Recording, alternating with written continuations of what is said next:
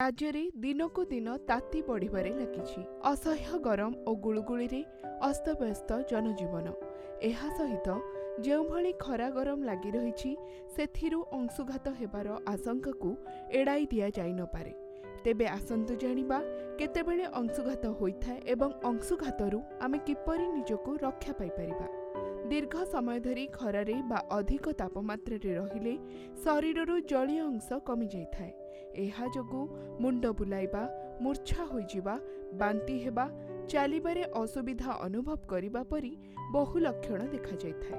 अंशुघातर लक्षण अधिक हेले संपूर्ण कोमा किंबा मृत्युर आशंका मध्य होइथाय। अंशुघात पिलाठारु बुढ़ा पर्यंत समस्त वर्गर लोकमानंकु होई पारे।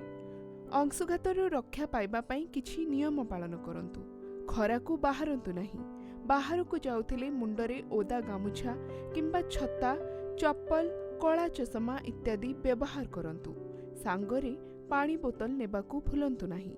घरे टीण बा आजबेस्ट छात थिले ता उपरे नड़ा पकांतु।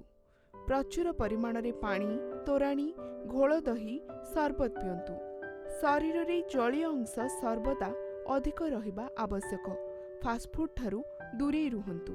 हालिया लागिले गछ छाई बा पवन चलाचल हेउथिबा स्थान रे विश्राम नियंतु। कौनसी व्यक्तिंक ठारे अंशुघातर संदेह देखिले तुरंत डाक्तरखाना नेबार व्यवस्था करंतु।